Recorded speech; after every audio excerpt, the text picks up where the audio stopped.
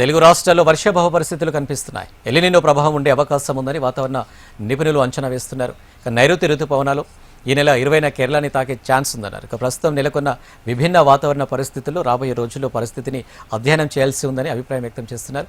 Andhra university metrology department నాయుడుతో మా ప్రతినిధి అనురాధ ఫేస్ టు ఫేస్. వాతావరణ పరిస్థితులు కనుక చూసుకుంటే కనుక చాలా అనిశ్చితమైన వాతావరణ పరిస్థితులు కనిపిస్తూ ఉన్నాయి. దీని మీద వాతావరణ నిపుణులు కూడా అధ్యయనం చేస్తూ ఉన్నారు. అయితే గత కొంతకాలం నుంచి కూడా ఒక పక్క ఉష్ణోగ్రతలు, ఎండల తీవ్రత, మరోవైపు అకాల వర్షాలు, ఇవన్నీ కూడా వాతావరణంలో వస్తున్న మార్పులు సహజమైనవే.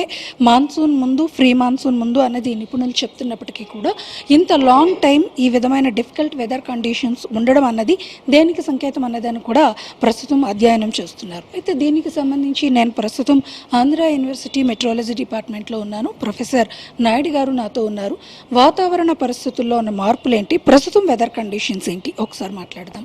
సార్, మనం చూస్తే గనక వాతావరణంలో చాలా మార్పులు అనేవి స్పష్టంగా కనిపిస్తున్నాయి. గత కొంతకాలం నుంచి ఎండల తీవ్రత, ఉక్కపోత, ఉష్ణోగ్రతలు పెరగడం, ఇలా ఒక రకమైన ఎండాకాలంలో ఉండే హాట్ సమ్మర్ వెదర్ ఉంటే, మరోవైపు అకాలమైన వర్షాలు, అలాగే ఇప్పుడు ప్రస్తుతం ఉపరితల ద్రోణి, ఉపరితల ఆవర్తనం, ఇవన్నీ కూడా ఒక డిఫికల్ట్ వెదర్ కండిషన్స్ అనేవి చూపిస్తున్నాయి.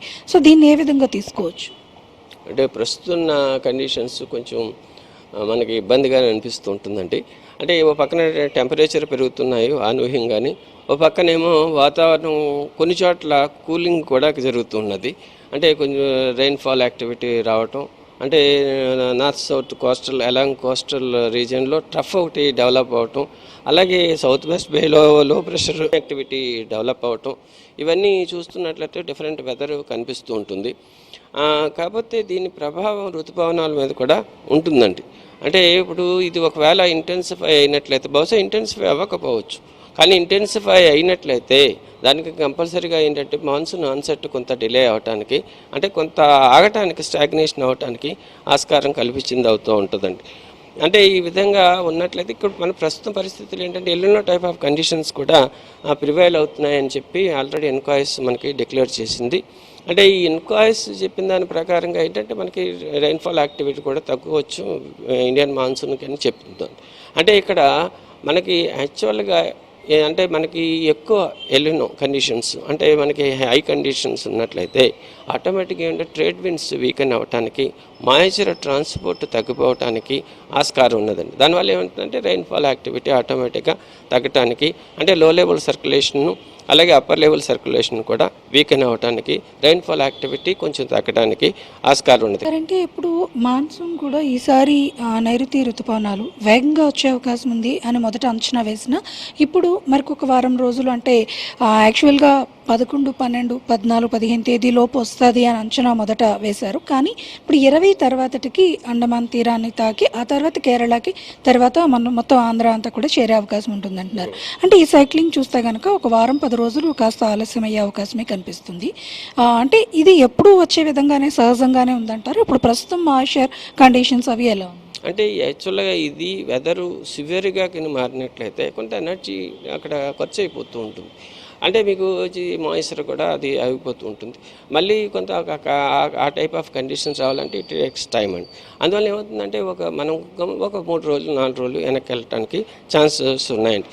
కానీ ఒకటి ఏంటంటే మనకి హిందూ మహాసముద్రం, అంటే దక్షిణ మనకి ప్రాంతం తీసుకున్న ఈక్వటోరియల్ ఇండియన్ ఓషన్ తీసుకున్నట్లయితే అది కూడా చాలా ప్రభావితం చేస్తుంటుంది. అంటే దాని యొక్క కండిషన్స్ బాగున్నాయి అనుకోండి, మళ్ళీ రెయిన్ఫాల్ యాక్టివిటీని పుంజుకోవడానికి ఆస్కారం, అంటే మనకి ఎన్నో టైప్ ఆఫ్ కండిషన్స్ ఉండొచ్చు. దానివల్ల మనకి చాలా, అంటే మన దేశమే కాదు చాలా దేశాలు దాన్ని ప్రభావితం అవుతూ ఉంటాయి. అంటే సూపర్ ఎల్నినో వస్తే ఎలా అవుతుందంటే, అంటే తగ్గుతా అదో ఫ్యాక్టర్, అంటే ఒక ఇన్ఫ్లుయెన్సింగ్ ఫ్యాక్టర్. అనదర్ ఫ్యాక్టర్స్ కూడా ఉన్నాయి. ఆ ఫ్యాక్టర్స్ కూడా మనం కన్సిడర్ చేయాలి. అంటే ఏదైనప్పటికీ కూడా మనం చాలా జాగ్రత్తగా ఉండటం చాలా ఇంపార్టెంట్. అంటే రెయిన్ఫాల్ యాక్టివిటీ వచ్చినప్పుడు జాగ్రత్తగా ఉంచుకోవటం, ఆ వాటర్ని జాగ్రత్తగా పొదుపు చేసుకోవటం, ఈ కంపల్సరీగా ఇటువంటి టైంలో మనం చేయవలసిన కార్యక్రమాలండి. ఇది ఇక్కడ మొత్తానికి నిపుణుల అంచనాల ప్రకారం ఈసారి కొంత వర్షాభావ పరిస్థితులు ఉండే అవకాశం కొద్దిపాటిగా కనిపిస్తుంది. అయితే దీని ప్రభావం రానున్న రోజుల్లో వాతావరణ మార్పులను బట్టి ఆధారపడి ఉంటుంది. ప్రస్తుతానికి ఆంధ్ర కానీ తెలంగాణ కానీ అంటే తెలుగు రాష్ట్రాల మీద అంత పెద్ద ఇబ్బంది కనిపించకపోయినప్పటికీ కూడా భారత ఉపఖండం మీద ఈ ప్రభావాలు ఉండేటప్పుడు ఖచ్చితంగా కొంతవరకు ఆ రెయిన్ఫాల్ డెఫిషిట్ అనేది కనిపించే అవకాశం ఉందని కూడా అంచనాలు వేస్తున్నామని అంటున్నారు. అలాగే మాన్సూన్ కూడా ఈసారి ఇప్పటికే మొదటి నుంచి అంచనా వేస్తున్నట్టుగా ఏదైతే అండమాన్ తీర ప్రాంతాలని తాకేదానికి మరొక 2-3 రోజులు అటు ఇటుగా అండమాన్ తీర ప్రాంతాలంటే మే 20వ తేదీ నాటికి తాకే అవకాశం ఉంది. ఆ తర్వాత కేరళలో విస్తరించి క్రమేపీ ఆంధ్ర అండ్ తెలంగాణ రాష్ట్రాల మీదుగా విస్తరించే అవకాశం ఉంది. ఇది latest weather update. Video journalist ధనుష్తో అనురాధ, HM టీవీ, విశాఖపట్నం.